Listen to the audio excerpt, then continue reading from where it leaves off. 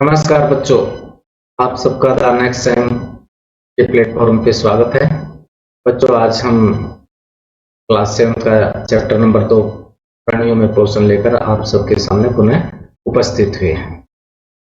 बच्चों, पिछले चैप्टर में आपने पढ़ा था कि हरे पौधे अपना भोजन स्वयं बनाते हैं और स्वयं बनाने के कारण वे सबकोशी कहलाते हैं। और जिस विधि से वे अपना भोजन बनाते हैं उसे हम बच्चों प्रकाश संश्लेषण विधि कहते हैं।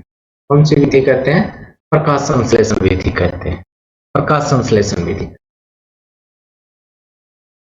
क्या आप जानते हैं हरे पौधों को छोड़कर अन्य प्राणी, मनुष्य, गाय, भैंसे, भेड़, बकरियां, चींटी, कुछ भी छोटा बड़ा कोई भी जंतु है, क्या वे भी अपना भोजन स्वयं बनाते हैं? नहीं बच्चों, ये सब अपना भोजन स्वयं नहीं बनाते।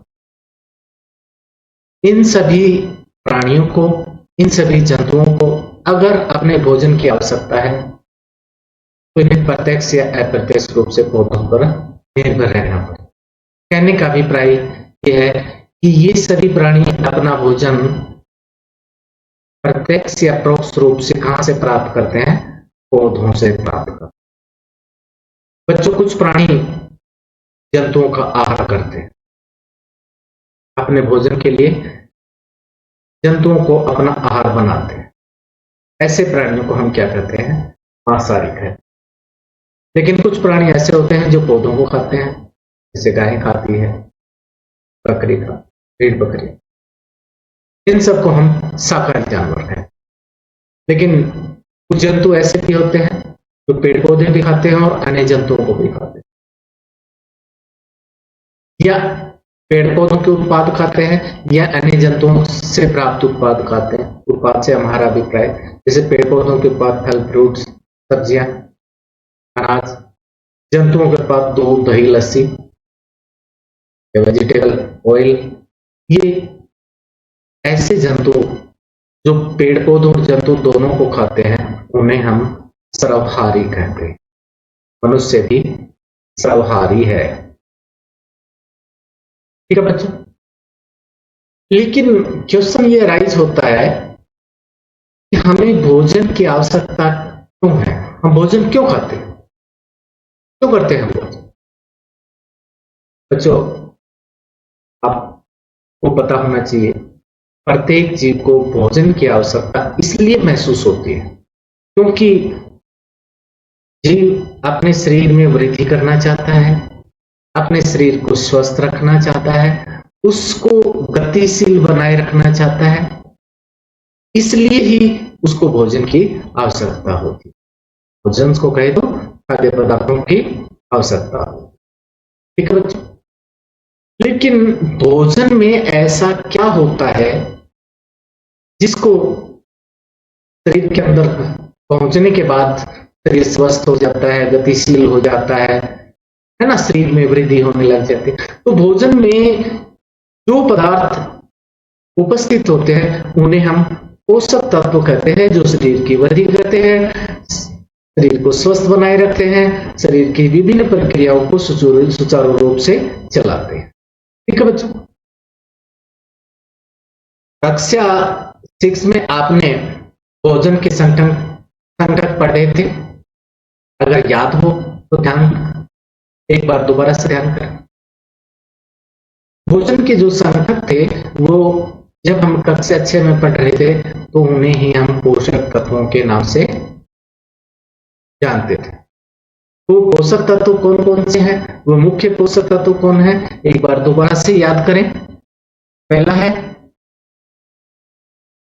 कार्बोहाइड्रेट।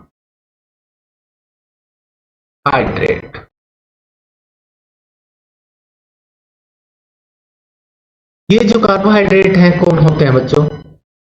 आप गुड़, चीनी, शक्कर, ग्लूकोज, फ्रक्टोज, जो कुछ भी खाते हैं ये कौन है? कार्बोहाइड्रेट। इसके साथ साथ में घर में देखा होगा आपकी मम्मी आटा लगाती है, आटा लगाने के बाद में जब पानी से हाथ धोती है, जिस बर्तन में पानी डाला हो उसमें हाथ डालती है और फिर धोती है तो पानी दूध जैसा हो जाता है। उस आटे में से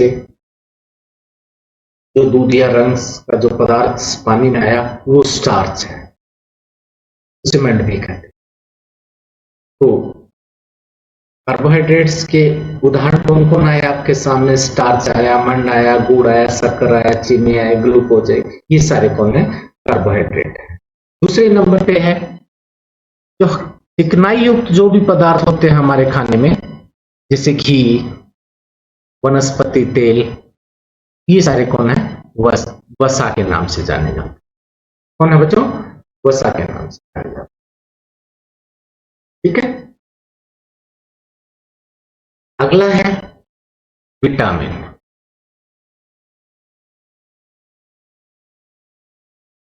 अलग अलग तरह के विटामिन है, डिस्कस करेंगे। फिर है प्रोटीन, इसके बाद में एक और पढ़ा था हमने खनिज लवण। तो 6th क्लास में जो हमने पोषक तत्व पढ़े थे वो पोषक तत्व कौन थे? कार्बोहाइड्रेट थे, वसा, विटामिन, प्रोटीन, खनिज लवण, ये मुख्य पोषक तत्व थे। इनके साथ साथ में तो और पोषक तत्व के नाम से जाना जाता था, उनके नाम है रुक्षांश और पानी। ये कार्बोहाइड्रेट्स होते हैं जो हमारे भोजन के अंदर उपलब्ध होते हैं। पहले से आप चाहे चपातियां खाएं, फल खाएं, सब्जियां खाएं, वो जटिल पदार्थ के रूप में होते हैं।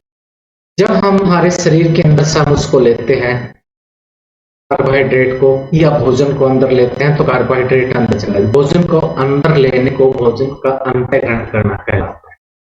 और जब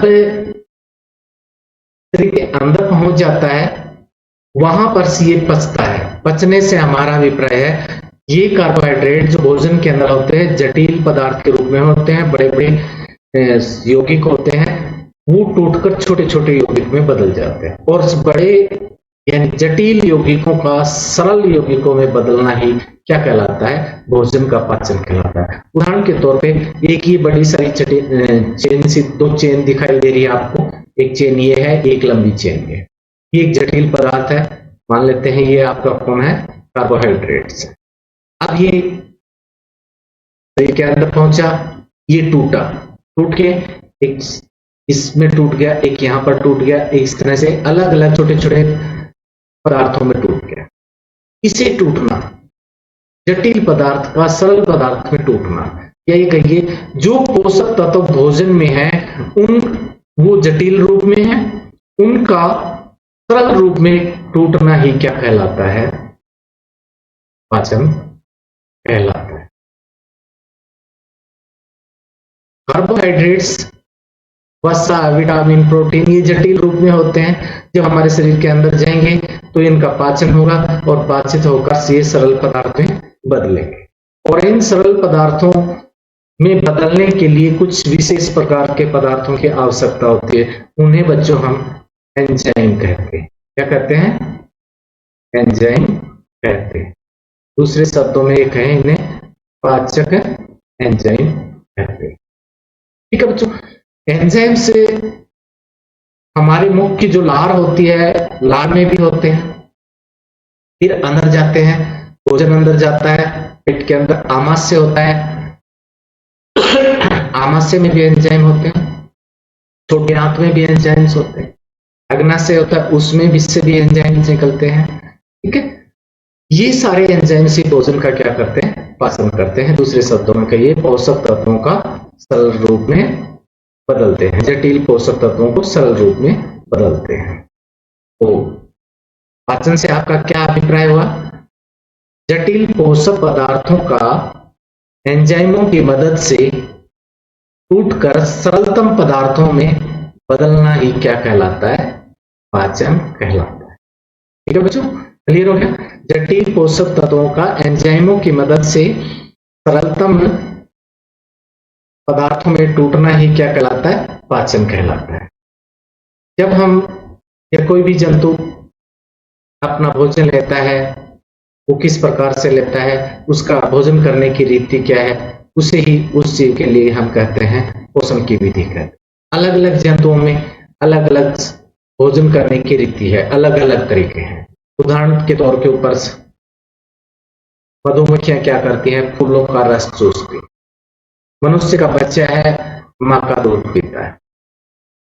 सांप के बच्चे हैं या उस जैसे वंशज हैं, वो सारे क्या करते हैं, दूसरे प्राणियों का शिकार करते हैं।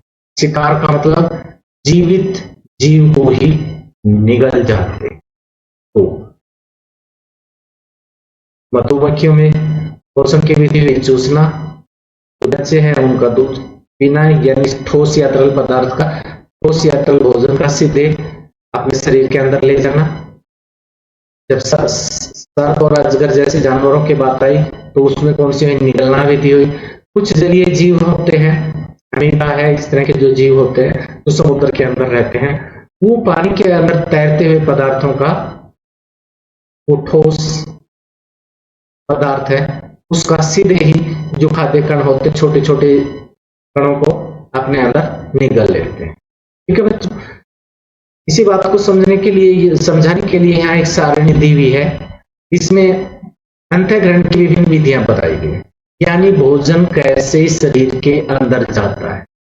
हम मुख के द्वारा अंदर लेते हैं, है ना, ठोस खाते हैं, काट के खाते हैं, चूसते हैं, है ना। उन विधियों को, अंतःग्रहण की विधियों को समझाने के लिए एक टेबल बनाई गई है। जैसे कुछ जंतुओं के नाम दिए हैं, घेंगा है, चींटी है, चील है, मरमर पक्षी है, जू है, मच्छर है, तितली है, मक्खी है। इनके अंदर से हम देखें, घेंगा एक ऐसा जानवर होता है जिसके बाहर का शरीर खोल, ऊपर से कठोर कवच बना हुआ है कैल्शियम कार्बोनेट का, उसके अंदर से उसका शरीर होता है। जब उसको भूख प्यास लगती है या गति करनी होती है, वो कठोर भाग से बाहर निकल आता है। ठीक है, देखिए घेंगा कुछ इस प्रकार का होता है, तो दिखाते हैं। ये घेंगा, ये जो भाग जो दिखाई दे रहा है आपको, ये जो भाग दिखाई दे रहा है, ये जो भाग, ये कठोर भाग, इसका सेल कहलाता है कैल्शियम कार्बोनेट। इसके अंदर से ये इसका नरम शरीर का भाग है। ये जब भूख लगती है तो ये शरीर का भाग बाहर निकल आता है, और इसका, इसके सिर के ऊपर ये टेंटिकल्स होते हैं सिंग जैसे, और ये मुख होता है इसका। ये घास फूस के पास आ जाता है और घास फूस को कुतर कुतर के काट काट के खाता, बहुत ज्यादा नुकसान। ठीक है, ये घेंगा है। तो फसल के अंदर से जब घेंगा होता है तो ये काफी नुकसान पहुंचाता है। ठीक है बच्चों, इसके बाद वापिस चलते हैं।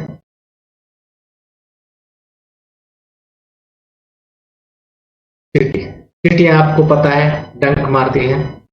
ठीक है, डंक मारने का मतलब, इसकी जो भोजन की जो विधि है वो कौन सी है, भेदन विधि है, भेदन रखना। ठीक है, उसके अंदर से भी सॉरी, इसके बाद आती है चील। चील शिकार को या तो पकड़ती है या मरा हुआ जो शिकार है पहले ही उसको छीलने का काम भी करती है, पकड़ने का काम भी करती है ना, उसके बाद उसको निगलती है। मरमर पक्षी होता है, एक छोटा सा चिड़िया होती है। ठीक है, ये क्या करता है, फूलों का रस को चूसता है। तो कौन सी विधि है, चूसन विधि से ये करता है। चूम होती है, बालों में, सिर पे बालों में होती है, जो भी क्या काम करती है, चूसने का काम करता है। मच्छर होता है, काटता है और फिर चूसने का काम करता है।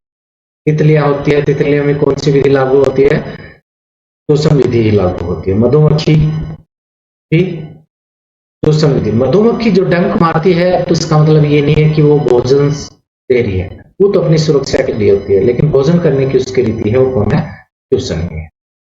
इस सारणी को आप कंप्लीट करके देखें। इसके बाद पानी में रहने वाली एक मछली है, उसका नाम है स्टारफिश। स्टारफिश स्टार के आकार की होती है।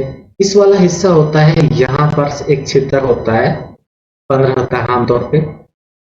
जब इसको भूख लगती है, अपने शिकार के पास आती है और इस छिद्र को खोलती है, इसका भीतर से जो आमाशय होता है वो इससे बाहर निकल आता है, बाहर निकलता है और शिकार के ऊपर अटैक कर देता है, उसके साथ चिपक जाता है और इसको चिपका के सीधा यूं का यूं आमाशय को अंदर खींच लेता है और शिकार को अंदर चला जाता है, यानी शिकार को निगल लिया जाता है। ठीक है, आमाशय वापिस शरीर के अंदर चला जाता है और आमाशय के अंदर जो एंजाइम्स होते हैं वो धीरे धीरे अपने शिकार को पचा लेते हैं। ये स्टारफिश के अंदर भोजन करने की रीति है। तो अतः कहने का अभिप्राय है अलग अलग जीवों में भोजन करने की रीति का जो पहला चरण है, जो भोजन को शरीर में अंदर ले जाना, अंतःग्रहण, अलग अलग हो। तो हम पोषण की बात कर रहे थे, पोषण की बात को समझने के लिए एक बात नोट करें कि जब जीवों में पोषण की बात होती है तो उसके कुछ चरण होते हैं। उन चरणों में पहला चरण होता है बच्चों अंतःग्रहण या अंतर्ग्रहण। दूसरा चरण है पाचन। इसको याद करें अच्छी तरह से। ठीक है, भोजन को शरीर के अंदर लिया, अंतःग्रहण हो गया। भोजन के अंदर जो जटिल पोषक तत्व थे उनको सरल पोषक तत्वों में या सरल पदार्थों में थोड़ा पाचन हो गया। पचित भोजन से वो फिर शरीर के अंदर अवशोषित होता है, प्रत्येक कोशिका में पहुंचने के लिए उसका होगा अवशोषण कहलाएगा। ठीक है, और जो अवशोषित भोजन है, अवशोषित भोजन कौन सा, जो सरल रूप में है, जटिल पदार्थों से टूट के जो सरल रूप में है, उस अवशोषित भोजन का कोशिकाओं में पहुंच जाना और कोशिकाओं में पहुंचकर नए पदार्थों का निर्माण करना। वो उसे जटिल भी हो सकते हैं, उसे सरल भी हो सकते हैं। वहां पर ऊर्जा का निर्माण करना, नए पदार्थ बने हैं वो शरीर के निर्माण में प्रयोग होंगे। इसको बोलते हैं स्वांगीकरण या स्वांगिकीकरण। ठीक है, कोई भी शब्द आप यूज कर सकते हो। और जो हमने भोजन लिया था अंतर्ग्रहण के द्वारा, उसको हमने पचाया, यानी जटिल से सरल में बदला। लेकिन कुछ पदार्थ फिर भी शरीर के अंदर रह जाते हैं जो जटिल से सरल में नहीं बदले, तो वो बिना पचे पदार्थ कहलाएंगे। बिना पचे पदार्थ हैं, उनका अवशोषण नहीं हो सकता। अवशोषण नहीं हो सकता तो शरीर में हम रखेंगे तो हानिकारक होंगे वो, इसलिए उनको शरीर से बाहर निकालना पड़ेगा। और शरीर से बाहर निकालने को ही हम बोलते हैं निष्कासन। तो कोई भी, किसी भी जीव के अंदर से हम पोषण के बारे में बात करें तो उसके ये 5 चरण हमें पढ़ने पड़ेंगे। पहला अंतःग्रहण, दूसरा पाचन, तीसरा अवशोषण और चौथा स्वांगिकीकरण और पांचवा निष्कासन। इन विधियों को लागू करना पड़ेगा। हमारे सिलेबस के अनुसार मनुष्य के अंदर हम पोषण की विधि को डिस्कस करेंगे और जो शाकाहारी जानवर होते हैं गाय इत्यादि, उसके अंदर डिस्कस करेंगे। और एक है अमीबा नाम का जीव जो पानी के अंदर पाया जाता है, सूक्ष्म जीव है। उसका पूरा का पूरा शरीर एक कोशिका से बना होता है, इसलिए अमीबा को एक कोश के जीव कहते हैं। इन तीनों के बारे में हम पढ़ेंगे। चलिए शुरुआत करते हैं मानव में पाचन की। मानव में पाचन की बात करने से पहले मनुष्य के अंदर जो भोजन है, शरीर के अंदर कौन से अंग से शरीर के अंदर जाता है, कौन कौन से अंग हैं जो मिल के एक दूसरे की सहायता से उस भोजन का पाचन करते हैं, अवशोषण करते हैं। ठीक है,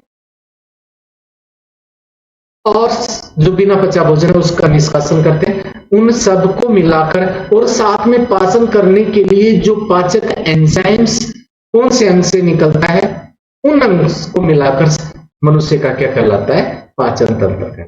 पाचन तंत्र से की बात करें तो मनुष्य के अंदर, मनुष्य का जो पाचन तंत्र होता है वो 2 चीजों से मिलकर बना होता है। एक है, पहला है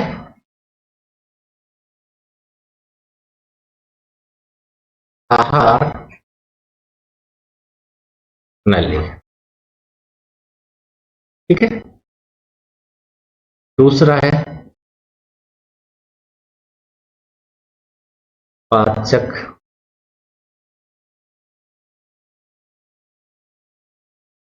रस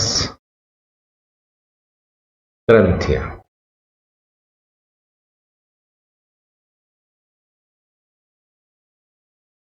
मनुष्य के पोषण को समझने के लिए हमें दो भागों में उसको डिस्कस करेंगे, एक आहार नली को या आहार नाल, दूसरा पाचक रस। आहार नली के जो विभिन्न भाग हैं वो कौन कौन से हैं? पहला भाग आहार नली का है, उसका नाम है हमारा मुख, ये है पहला। फिर मुख के अंदर चाहे खोले, जहां पर जीभ होती है, दांत होते हैं, जो खाली जगह होती है उसे बोलते हैं मुख गुहिका। फिर उसके बाद गले में से होती हुई जो नली होती है, तीसरे नंबर, उसको बोलते हैं ग्रासिका। ग्रासिका फिर अंदर जाती है फेफड़ों और हृदय से नीचे हमारे पेट वाले हिस्से में, उसको आमाशय बोलते हैं। तो चौथा नंबर किसका हो गया? आमाशय का होगा।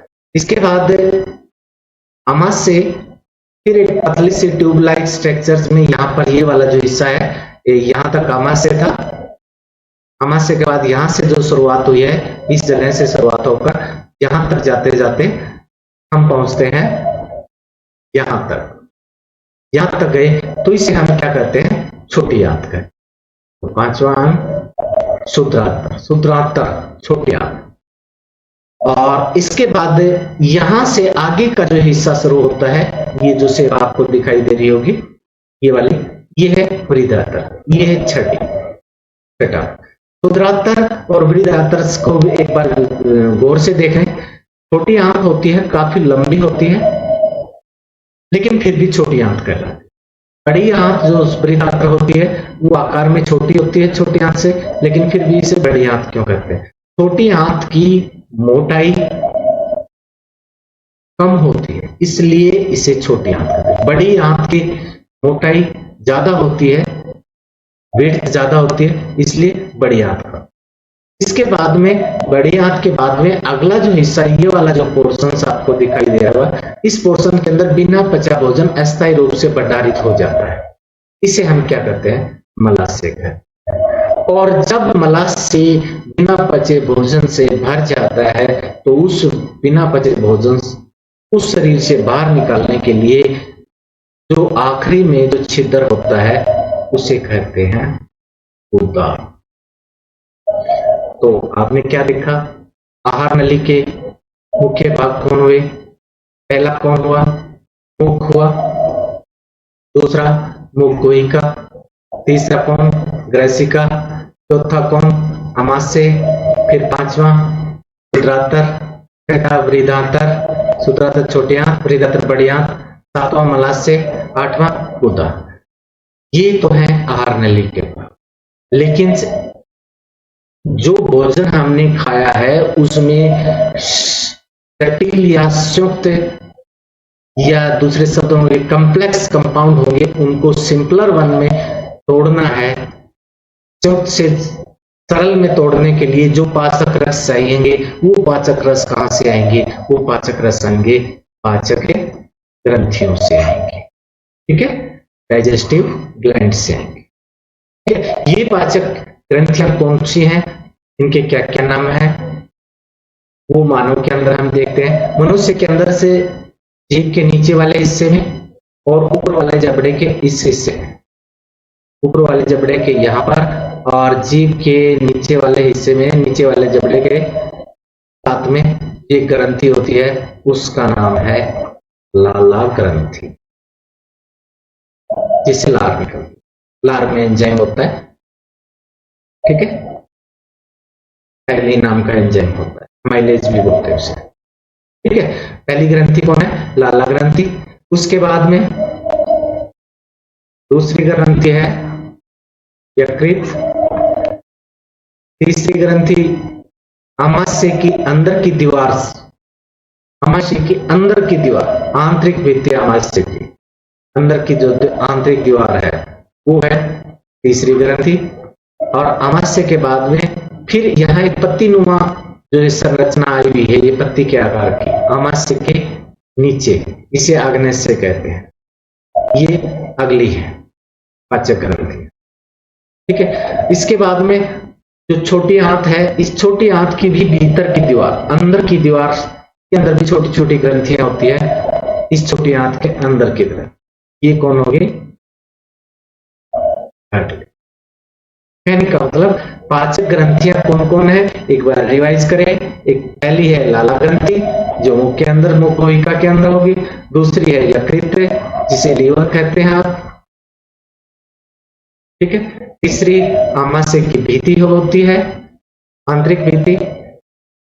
चौथी अग्नाशय और आखिरी छोटी आंत की आंतरिक भित्ति, वो आखिरी होती। ये पाचक ग्रंथियां होती। ठीक है, भोजन का अंतःग्रहण मनुष्य के अंदर मुख के द्वारा होता है, फिर मुख कोशिका में जाता है, मुख कोशिका से किसके अंदर? ग्रेसिका में पहुंचता है, ग्रेसिका पीछे से पिचकती चलती है और भोजन अंदर की तरफ सरकता जाता है, और सरकता सरकता जाकर भोजन कहां जाता है? आमाशय के अंदर एकत्रित हो जाता है। आमाशय के अंदर कुछ भोजन पहले ही मुख कोशिका में बचा, फिर कुछ आमाशय के अंदर बचा, आमाशय से के अंदर से फिर भोजन छोटी आंत में जाए। ये मानव पाचन तंत्र का डायग्राम था, इसको हमने आराम से देखा। इसके विभिन्न भाग से जो इस जो बता रखे हैं वो मैं बता चुका हूं, यहां भी आप देख सकते हैं। ठीक है, यहां देखिए, भोजन का अंतःग्रहण मुख के द्वारा होता है। आहार को शरीर के अंदर लेने की प्रक्रिया को क्या कहते हैं? अंतःग्रहण कहते हैं। ठीक है बच्चों, और जब अंतःग्रहण होता है तो मुंह के अंदर से दांत होते हैं, दांत मसूड़ों के अंदर से और मसूड़े के नीचे जो जबड़ा होता है, जबड़े के अंदर जो छिद्र होता है, रार सी होती है सॉकेट, उनके द्वारा पकड़े हुए होता है जबड़ा इनको। ठीक है, यानी जबड़े के अंदर जो गर्त होती है, जो सॉकेट होती है, उसमें दांत धसे हुए होते हैं और बाहर से मसूड़ों द्वारा जकड़कर रखे जाते हैं। ठीक है, दांत के बारे में अभी पढ़ेंगे, लेकिन इससे पहले मैं आपको बताऊं दांतों का काम क्या है। जो भोजन हमने प्राप्त किया है उस भोजन को काटने में भी दांत मदद करते हैं, फाड़ने में भी मदद करते हैं, पीसने में मदद। ठीक है, तो कौन से दांत भोजन को काटने में मदद करेंगे, कौन से फाड़ने में मदद करेंगे, कौन से पीसने में मदद करेंगे, इसके बारे में देखिए। इस डायग्राम को गौर से देखिए, यहां पर नाम लिखे हुए हैं।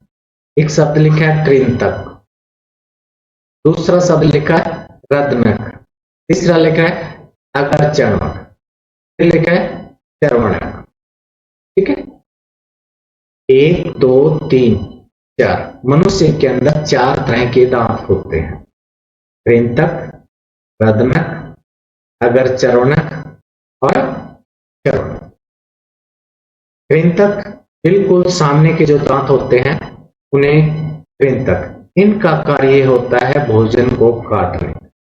इसके बाद ये जो दांत होते हैं यहाँ वाला और इधर की साइड में यहाँ वाला, इन्हें हम कहते हैं रदनक। आपने कुत्ते के दांतों में देखा होगा, एक लंबा सा दांत होता है साइड में, वो रदनक होता है, कैनाइन दांत। ठीक है, लेकिन हमारे अंदर ये इस तरह से लंबे नहीं होते, क्योंकि हमें फाड़ने की जरूरत नहीं है। जो मांसाहारी जानवर होते हैं उनके अंदर ये दांत लंबे होते हैं, मांस को फाड़ने में मदद करते हैं। इसके बाद नेक्स्ट है अगरचर्वणक। अगरचर्वणक यहाँ वाले 2 इधर है तो 2 ही इधर है। ये भी इसका काम करते हैं, पीसने का काम करते हैं भोजन को। और इससे पीछे वाले होते हैं वो भी कौन है? चर्वणक होती है, ये भोजन को पीसने का, ग्राइंड का काम करते हैं। ठीक है, अगर जबड़े के अंदर गौर से देखा जाए तो दांतों की संख्या एक जबड़े में कितनी बनती है? अगर इस जबड़े को हम बीचों बीच 2 हिस्सों में बांट दें, यहां से 2 हिस्सों में बांट, 2 हिस्सों में बांट दिया तो चर्वणक इधर की साइड कितने बच गए? 2 बच गए। ठीक है, रत्नक इधर की साइड कितना बचा? 1 बचा। अगर चर्वणक आधे जबड़े में, इधर की साइड आधे जबड़े में कितने बचे? 2 बचे। चरणक इधर की साइड कितने बचे? 3। इसी प्रकार से आधे जबड़े के इधर की साइड में ये रत्नक 2 होंगे, सॉरी कृंतक 2 होंगे, रत्नक 1 होगा। अगर चरणक 2 होंगे और जो चरणक है 3 होंगे। ठीक है, आधे जबड़े में दांतों की संख्या कितनी बनी? 2, 3, 3 2 5 और 3 8। आधे जबड़े में 8 एक साइड, 8 एक साइड, टोटल कितनी हुई? 16। ठीक है, याद रखने के लिए आप इसको ऐसे याद कर सकते हो, 21 23। 21 हमारे ये कृतक 2 के लिए, रत्नक 1 के लिए, अगर चरणक फिर 2 और चरणक 3। 21 23। 21 23 आधे जबड़े के हिसाब से हो गए, और दूसरे आधे जबड़े में 21 23 इसी जबड़े के दूसरे भाग में ये हो गए। अब टोटल करें, 2 2 4 और 1 2 और ये कौन 4, ये कितने 6। अब इनको जोड़ लो, 4 2 6 4 10 10 और 6 तो एक जबड़े में टोटल कितने बनते हैं? 16। ठीक है, दांतों के प्रकार और उनके कार्य के इस सारणी को आप बनाइए। कृंतक और दर्शन वाले दांत निचले जबड़े में कितने होंगे? ऊपरी जबड़े में कितने? उतने ही होंगे। निचले जबड़े के अंदर कृंतक है, आपने देखा कृंतक कितने हैं? आपने देखा 4 हैं, और रत्नक कितने हैं? 2 हैं। 4 और 2 6 हो गए। तो निचले जबड़े में कृंतक और दर्शक दांत कितने होंगे? आप कहेंगे 4 2। ऊपर वाले में भी कितने होंगे? 4 2।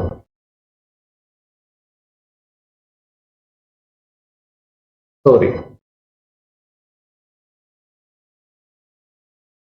ये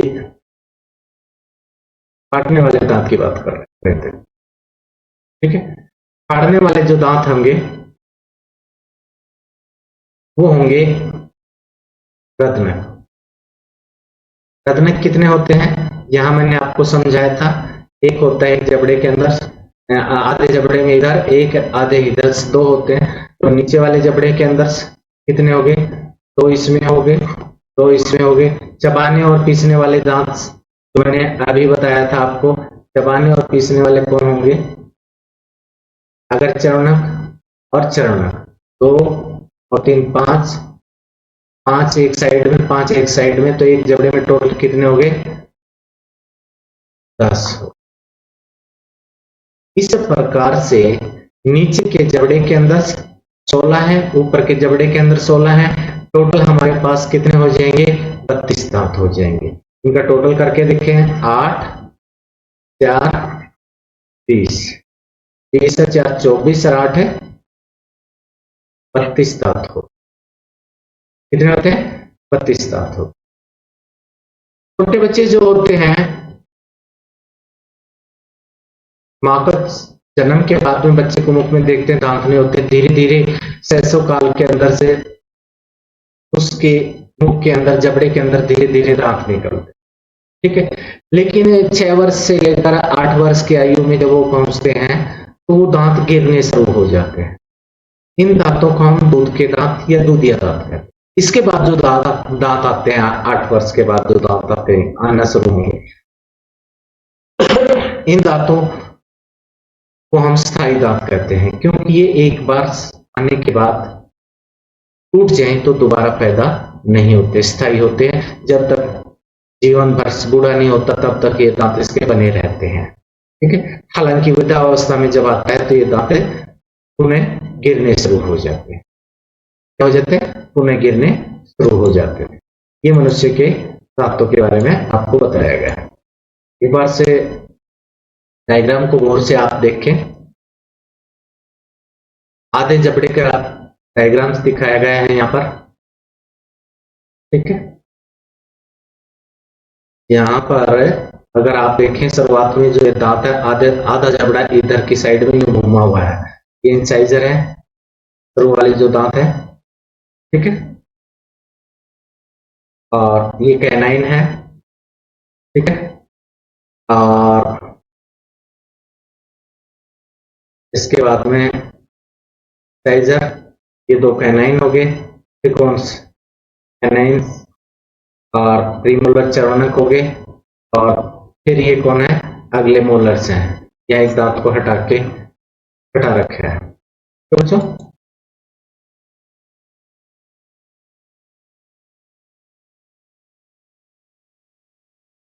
ये था मनुष्य के अंदर दांत के बारे में। दांतों को याद रखने के लिए आधे जबड़े के हिसाब से याद कर लें, 21 23 बटे में 21 23 फिर कर लें और इनका टोटल कर लें 16 होंगे। तो मनुष्य के अंदर टोटल दांत कितने हो जाते हैं, 16 होते हैं एक जबड़े में, दो जबड़ों में 32। लेकिन जब जो उम्र छोटी होती है तब ये दांत क्या होते हैं, स्कूल गोइंग जो बच्चे होते हैं उनमें 20 ही होते हैं। धीरे धीरे बाद में आगे ये अगर चौनक है बाद में पैदा होते हैं। फिर उम्र 20 से ज्यादा भी हो जाती है तो ये पहले शुरुआत में ये जो चरणक जो होते हैं जबड़े के अंदर दो इधर ही दो इधर होते हैं, और जैसे उम्र बढ़ जाती है 20 से ज्यादा होती है तो आखिरी जो दांत होती है जाड़ होती है, जिसको आप किसी भाषा में जाड़ या दाढ़ बोलते हैं, ठीक है, इस रीजन टिथ भी बोलते हैं, अक्कल जाड़ जिसको बोलते हैं, ये बाद में बनती है। ठीक है बच्चों,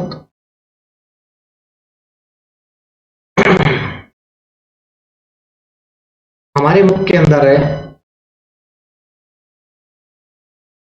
दांत हैं, हमारी सुंदरता को बनाते हैं, लेकिन हमारे खान पान अगर ठीक नहीं हो, खाने पीने का तरीका गलत हो तो दांतों पर दाग भी लग जाता है ना। वैसे जब हम खाना खाते हैं उसके बाद खाना खाने के बाद अच्छी तरह से दांतों को साफ नहीं करते, दिन में 2 बार सुबह उठने के बाद और शाम को सोते समय सोने से पहले ब्रश नहीं करते हैं तो दांतों के अंदर भोजन के कण रह जाते हैं। ठीक है, इन भोजन के कणों के अंदर से तेलीय पदार्थ होते हैं, वो तेलीय पदार्थ वहां होंगे तो उसमें बैक्टीरिया सूक्ष्म जीव जो जीवाणु होते हैं वो उसके साथ अभिक्रिया करके अम्ल बना देते हैं।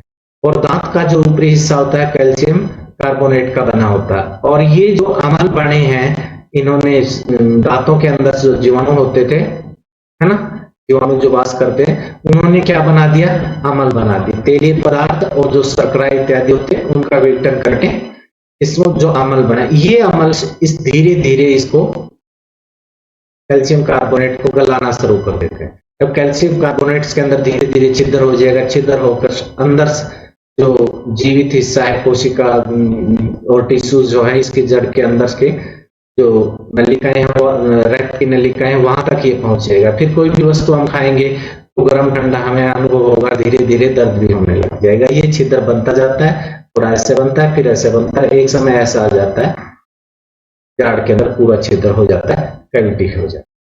ठीक है, इस तरह से इसको हम क्या कहते हैं, दांत का क्या हो जाता है, से हो जाता है।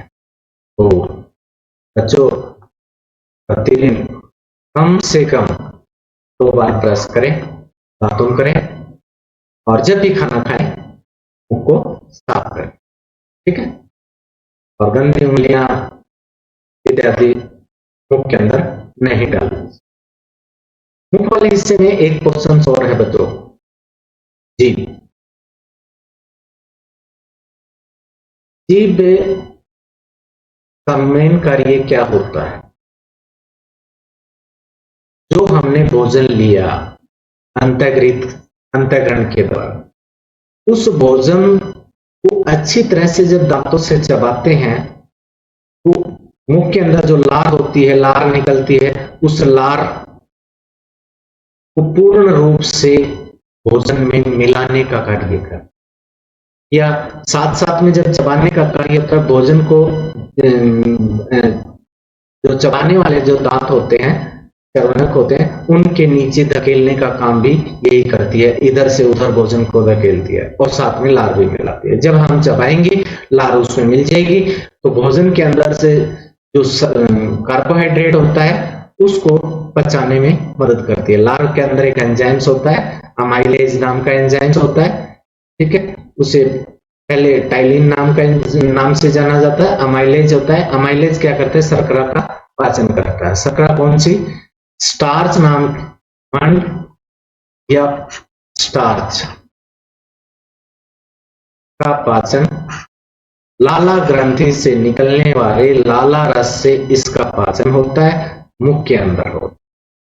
जब स्टार्च और पाचन पच जाती है तो वो किस में बदल जाती है, शर्करा में बदल जाती है, ग्लूकोज इत्यादि इस तरह के जो पदार्थ होते हैं उनमें बदल जाती है, ठीक है। जब आपने नोटिस भी किया होगा, कई देर तक आप भोजन को दांतों नीचे चबाना शुरू कर देते हैं तो हमें मिठास महसूस होने लगता है, वो किस वजह है, स्टार्च का शर्करा में पचने के, ठीक है। लार कहां से निकलती है, लाला ग्रंथि से निकलती है। लाला ग्रंथि के अंदर कौन सा होता है, लाला रस होता है। लाला रस क्या करता है, स्टार्च का पाचन करता है, स्टार्च पच के किस में, शर्करा में। मुख के अंदर से स्टार्च का पाचन के लिए कैसा मीडियम होना चाहिए, लाला ग्रंथि से जो लाला रस निकलता है वो केवल क्षारीय मीडियम के अंदर ही स्टार्च को शर्करा में बदल सकता है, अम्लीय को नहीं बदल सकता। क्लियर होगी बात, ठीक है, ये था। हाँ, जीभ का एक कार्य और होता है, आप खाना खाते हैं, खाने के अंदर से नमक नहीं है, आप तुरंत बता देते हैं, अपने मम्मी को कहते हैं, मम्मी आज तो भोजन अच्छा नहीं बना, सब्जी में नमक नहीं है। मिठाई आती है, आप खुशी खुशी खाते हैं, मीठी है, ठीक है। फिर मीठा खाने के बाद थोड़ा सा नमकीन खाने की आपकी इच्छा होती है। कई बार से आपको सलाद मिलती है, खीरे की सलाद इत्यादि मिलती है, आप बड़े चाव से खाते हैं, और खाते खाते एक छोटा सा पीस खीरे का आ जाता है, आप सलाद को फेंक के मारते हैं, वो वाले हिस्से को, वो क्यों, खीरा खा रहा था। यानी मीठा, नमकीन, कड़वा, ये जो टेस्ट है कौन बताती है, हमारी मुख में उपस्थित जीवाएं बताती है। जीभ का कौन सा हिस्सा अगला हिस्सा है, ये कैसे टेस्ट को बताता है, साइड के जो हिस्से होते हैं वो कैसे बताते हैं, जो पिछला जो हिस्सा है वो कैसे टेस्ट को बताते हैं। तो जीभ के अंदर उपस्थित अलग अलग जो हिस्से हैं उनको समझने के लिए देखिए। जीभ का जो अगला हिस्सा होता है, ये वाला जीभ का, ये हमारा मुख है, जीभ बाहर निकाली हुई दिखा रखी है। जो अगला हिस्सा होता है ये स्वीट, मीठे को दर्शाता है। किसको दर्शाता है, मीठे को दर्शाता है। और साइड का जो हिस्सा है, ये पोर्शंस जो यहां दिखा रखा है, ये पोर्शन, ये साइड वाला जो पोर्शंस है, ठीक है ना, ये पोर्शन इधर भी और इधर भी, ये नमकीन टेस्ट को महसूस कराता है। इससे मीठा, नमकीन, खट्टा भी होता है। इससे ठीक पीछे वाला कौन है, खट्टा जो होगा, ठीक है ना, खट्टे को दर्शाता। लेकिन जीभ जहां पीछे जुड़ी होती है गले के अंदर, उस हिस्से के अंदर से ये जो पोर्शन जो दिखाया गया है, इस पोर्शन में टेस्ट कौन-सा होता है, कड़वा होता है। आप चाहें तो टेस्ट भी करके देख सकते हैं। थोड़ा सा आप मीठा पानी में घोलिए, एक ड्रॉपर होता है, ड्रॉपर लीजिए, और अपने दोस्त को बिना बताए आपने मीठा डाला है, नमकीन डाला है, कड़वा डाला है, अलग अलग पदार्थ आप घोल के रख लें, और ड्रॉपर से जीभ के अलग अलग हिस्सों में डालें। जीभ के पिछले हिस्सों में डालोगे, मीठा है, आपको मीठा महसूस नहीं होगा। जैसे ही जीभ के अगले हिस्से के ऊपर से वह एक बूंदी डालना, ज्यादा मत डालना, क्योंकि पहले से ही यहाँ पर मीडियम गीला है ना, वो धीरे धीरे यहाँ तक पहुंच जाएगा बोल के, नहीं पहले से है। एक बूंद ही डालना इस हिस्से पे, आपको बिल्कुल मीठा नहीं होगा, लेकिन यहाँ डालेंगे मीठा होगा। इसी प्रकार से खट्टा लेंगे, आप इधर उधर डालेंगे, वो टेस्ट आप महसूस कर सकते हैं। अपने दोस्त के साथ में इस प्रक्रिया को आप करके भी देख सकते हैं। ठीक है बच्चों, ये था जीभ की बात। अभी तक हम पढ़ चुके हैं बच्चों, हाँ, जीभ मनुष्य के पाचन तंत्र के विभिन्न भाग, मनुष्य में पाचन कैसे होगा, कौन कौन से अंग में होगा, ये सब पढ़ेंगे हम अगली क्लास। तब तक के लिए बच्चों धन्यवाद।